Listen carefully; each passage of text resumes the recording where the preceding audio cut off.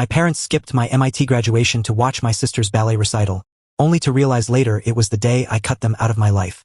When my cousin's Facebook post about the ceremony went viral in our small Ohio town, my mom's phone blew up with messages from her church friends, my dad stopped speaking to her for a week, and my sister threw a fit online that made her look worse than ever. Now the family's a mess, and I'm done trying to fix it. Here's how it all fell apart. I'm Ethan, 26, a software engineer with a decent job in Boston.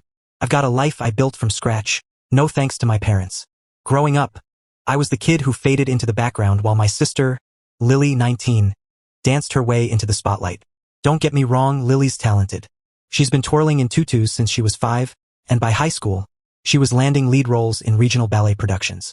But my mom, Susan, 50, and my dad, Mark, 52, turned her talent into their entire personality. It's like I stopped existing the moment Lily started point. When I was a kid, things weren't so bad. Mom used to help me with math homework, pin my science fair ribbons on the fridge, even drive me to robotics club. Dad would take me fishing on weekends, just the two of us, talking about nothing important. Then Lily came along when I was 7, and everything shifted. By the time she was 10, Mom had turned into a full-on stage mom, scheduling her life around Lily's rehearsals, competitions, and recitals. Dad didn't fight it. He just went along, like always. My high school achievements: National Merit Scholar, debate team captain. Got a nod and a, "That's nice, Ethan," before Mom launched into how Lily's coach said she might audition for Juilliard someday. It wasn't just the attention. My parents dipped into my college fund, set up by my late grandma Ruth, to pay for Lily's private lessons and costumes. They called it family priorities. I found out my junior year of high school when I overheard Mom telling a neighbor the fund was mostly gone because ballet was expensive. I worked 2 jobs, tutoring and bagging groceries, to cover what scholarships didn't for MIT. Meanwhile, Lily got a new car at 16, a shiny red Honda paid for by Mom and Dad. I was driving a beat-up Corolla I bought with my own savings. My grandpa Dan, Dad's father, was the only one who called it like it was. He lives in upstate New York, about a 4-hour drive from our Ohio hometown. He'd call every Sunday, asking about my coding projects or how MIT applications were going. Once, at Thanksgiving, he told Mom straight up she was neglecting me. She brushed it off, saying I was independent and didn't need the attention. Grandpa didn't buy it. He sent me $200 for my 18th birthday with a note. "For the kid who's gonna change the world. Don't let them dim your light." That note's still in my desk drawer. I tried for years to win my parents' approval. I thought if I aced AP classes, got into MIT, landed internships, they'd notice. They didn't. When I got accepted to MIT, Mom said, "Oh, that's great," then spent dinner talking about Lily's upcoming Nutcracker solo. Dad clapped me on the shoulder and said, "Proud of you," but never showed up to my high school graduation because Lily had a dress rehearsal. Grandpa Dan drove down instead, took me to a diner, and told me, "You're enough, Ethan. Stop chasing people who don't see it." I met my fiancée, Claire, during my sophomore year at MIT. We bonded over late-night study sessions in the library, both grinding through computer science problem sets. Claire's from a tight-knit Boston family. Her parents show up to everything, from her hackathon wins to her cousin's piano recitals. It was weird at first, seeing parents actually care. She saw my family dynamic early on. Once, during junior year, my parents visited Boston for Lily's regional ballet competition. They didn't call me, didn't stop by campus. I found out they were in town when Lily posted a selfie with them on Instagram, captioned, "Family cheering me on."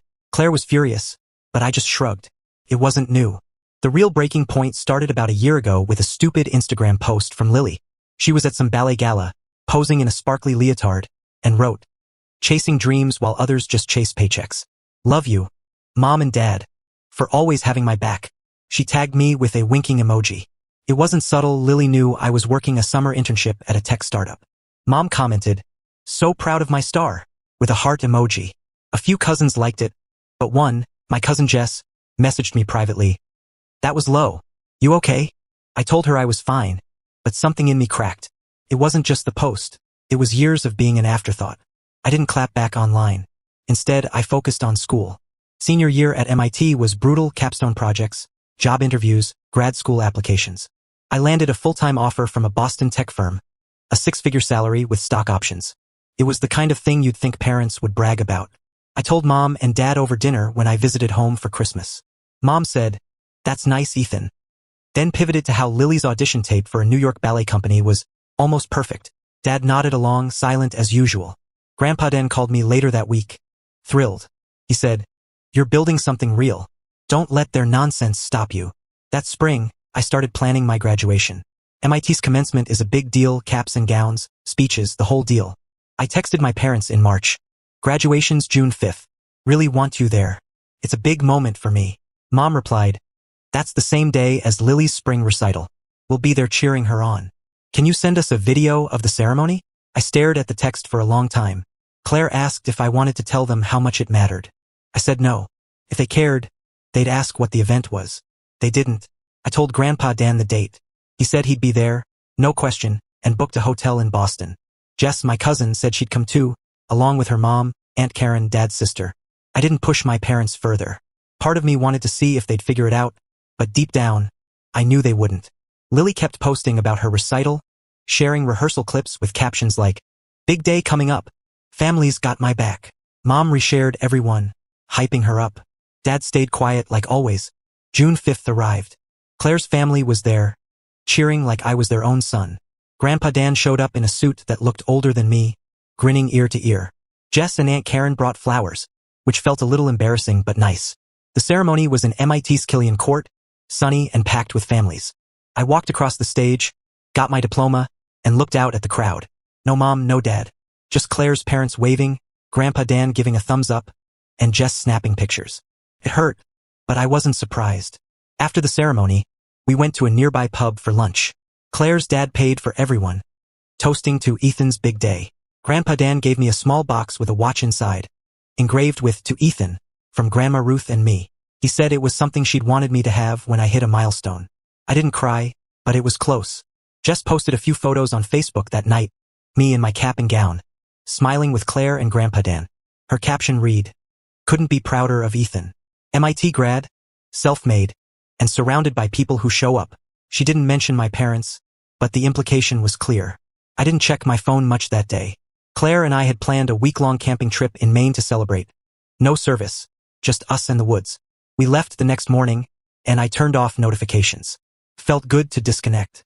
What I didn't know was that Jess's post was spreading like wildfire through our Ohio hometown. Friends from high school, neighbors, people from Mom's church group, they all saw it. By the time we got back, the comments section was a war zone.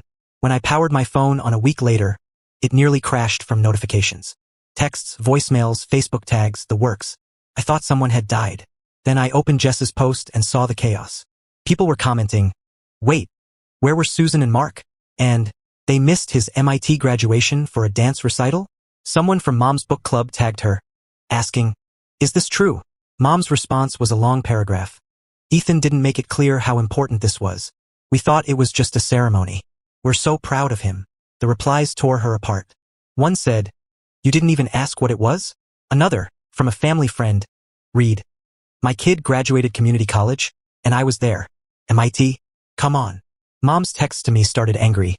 How could you let Jess post that? You're humiliating us. Then they turned desperate. Please call me. Everyone's messaging me about this. Dad left a voicemail, his voice shaky. Ethan, I'm sorry. I didn't realize. We messed up. Lily sent a string of texts. Real mature, Ethan. Making Mom cry because you're jealous of me? Then, you're pathetic for letting this blow up online. I didn't respond to any of them. Claire read the messages and said, they don't get to guilt you. This is on them. The next day, Grandpa Dan called. He'd heard about the post from Jess and was furious. He said he drove to Ohio and sat my parents down in their living room. He told me he didn't yell, just laid it out. You've spent years acting like Ethan doesn't exist. You failed him, and now everyone knows it. Apparently, Dad just sat there, staring at the floor. Mom tried to defend herself, saying Lily's recital was a once-in-a-lifetime chance. Grandpa shut her down. And your son's MIT graduation wasn't? A few days later, Dad asked to meet me alone. I agreed, mostly because Claire said it might give me closure. We met at a diner halfway between Boston and Ohio, a quiet place off the highway. He looked tired, bags under his eyes like he hadn't slept. He started talking before I even sat down. I screwed up, Ethan. I should have been there. I let your mom run the show because it was easier than fighting. I was wrong. He said he'd told Mom things had to change, or he was done. I'd never heard him talk like that. He said he was ashamed, especially after Grandpa's visit. He even mentioned the college fund, promising to pay back what they took, bit by bit. I told him I appreciated the words, but trust wasn't coming back overnight. He nodded like he expected it. We ate in silence for a while, just picking at our food. Before he left, he handed me a card with $50 inside, labeled College Fund, Month 1. It wasn't much, but it was something. I didn't know how to feel about it. Mom wanted to meet next, with Dad this time. Claire came along. I wasn't doing this alone. We met at the same diner. Mom looked like she'd been crying for days, hair messy, voice shaky. She started with, "You should have told us it was a big deal." I cut her off. "I told you it was my graduation. You didn't ask anything else. You picked Lily's recital without a second thought." She broke down, sobbing into her napkin, saying she thought Lily needed them more because her career was fragile. I told her she didn't support Lily. She obsessed over her and forgot me. I listed it all. The college fund, the missed birthdays, the robotics awards they never showed up for. She kept saying, "I'm sorry," but it felt hollow. Dad said they'd started counseling, and he wanted Mom to go too. I told them I wasn't cutting them off, but I wasn't pretending everything was fine either. They'd have to show real change.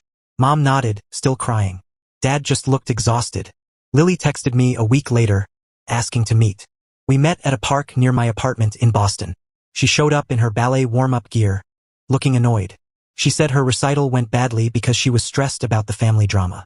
She blamed me for making it public. I told her the truth. "You've spent years rubbing it in my face, Lily. Mom and Dad made their choice, and you loved being the favorite." She didn't deny it, just crossed her arms and said, "I didn't ask for this." I said, "Maybe not, but you didn't mind it either." She asked if we were cool. I told her we weren't enemies, but we weren't close either. Not now. She walked off without saying much else. Grandpa Dan called after that, checking in. I told him about the meetings. He said, "You handled it better than most. You set boundaries without burning bridges. That's strength." Work kept me busy. My team at the tech firm was launching a new app, and I was leading the back-end development. The launch went well, and my boss hinted at a promotion. Claire and I started saving for a condo, something small but ours. Life felt like it was moving forward, even if the family stuff was still raw.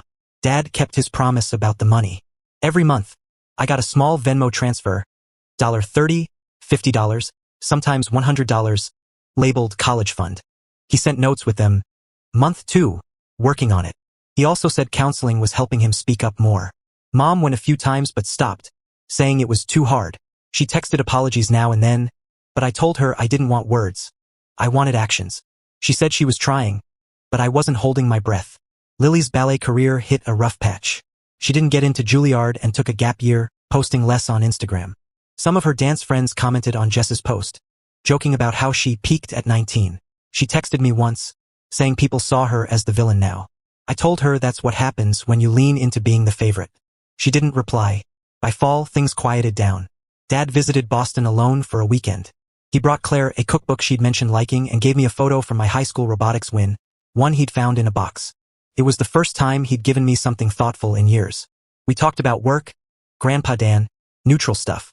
He said he was proud of me. Felt strange hearing it, but I nodded. Claire and I kept building our life. We went hiking in New Hampshire, started a tradition of Sunday brunches with her family. Grandpa Dan visited in the spring, and we took him to a Red Sox game. He used a cane now but insisted on climbing the stadium steps. He told me stories about his own dad, how he had to stand up to him to earn respect. "You did the same," he said. "You drew a line, and they'll either step up or stay behind." A few months later, I posted a single photo on Facebook. Me, Claire, and Grandpa Dan at the game, all smiling. My caption was simple: "Built my own team. Grateful for who shows up. No hashtags, no drama." I turned off my phone and spent the evening with Claire, watching the Boston skyline from our balcony. For the first time in years, I felt like I was exactly where I was supposed to be.